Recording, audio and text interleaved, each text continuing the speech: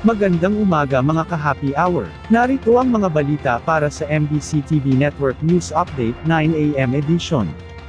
OFW remittances, umabot sa $2.79 billion nitong Pebrero. Nagpakita ng matatag na paglago ang ekonomiya ng Pilipinas matapos magtala ang mga overseas Filipino ng cash remittances na nagkakahalaga ng $2.79 billion nitong February 2026. Ayon sa ulat ng Bangko Sentral ng Pilipinas, ang nasabing halaga ay patunay ng patuloy na pagdaloy ng pondo mula sa ibang bansa na nagsisilbing mahalagang suporta sa lokal na ekonomiya. Sa pinagsamang datos mula January hanggang February 2026, nakapagtala ang bansa ng $5.81 billion na cash remittances. Ito ay mas mataas ng 3.1% kumpara sa $5.63 billion na naitala sa parehong panahon noong 2025.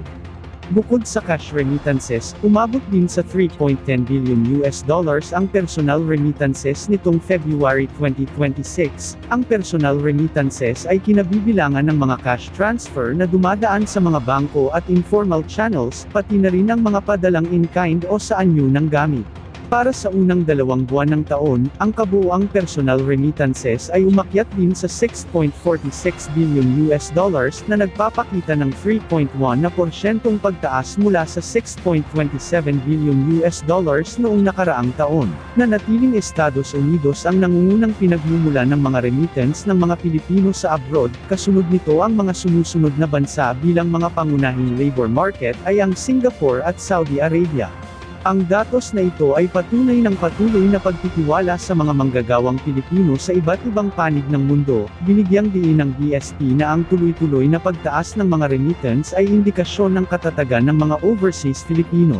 Sa kabila ng mga banta ng global uncertainties o kawalan ng katiyakan sa pandaigdigang ekonomiya, hindi natitinag ang kontribusyon ng mga OFW sa pagpapanatili ng sigla ng ekonomiya ng Pilipinas. Ang mga remittance na ito ay hindi lamang nagsisilbing suporta sa mga pamilyang Pilipino, kundi isa rin sa mga pangunahing haligi na nagpapatatag sa foreign exchange reserves ng bansa.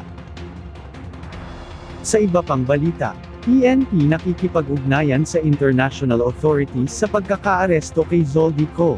Nakikipag-ugnayan na ang Philippine National Police sa iba't ibang ahensya ng gobyerno at international law enforcement organizations upang veripikahin ang ulat ng pagkakadakip kay dating Ako Bicol Party List Representative Zoldy Co sa Prague, Czech Republic. Ayon kay PNP Chief Police General Jose Melencio Nartates Jr., isinasagawa ang veripikasyon sa pamamagitan ng opisyal na mga channel upang matiyak ang detalye ng naturang insidente. Dagdag pa niya, handa ang PNP na magbigay ng kinakailangang tulong at suporta sa mga legal process, kabilang ang koordinasyon para sa posibleng pagbabalik ni Co sa Pilipinas, alinsunod sa pahayag ni Pangulong Ferdinand Marcos Jr.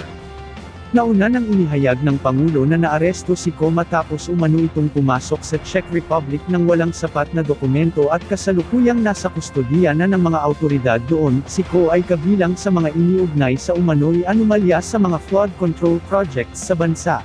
Samantala, sinabi naman ng Department of Foreign Affairs na wala pa silang nakukuhang kumpirmasyon o karagdagang impormasyon hinggil sa naturang pag-aresto.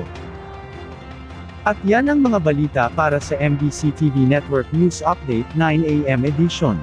Abangan ang mga susunod na balitaan mamaya para sa 10 AM edition.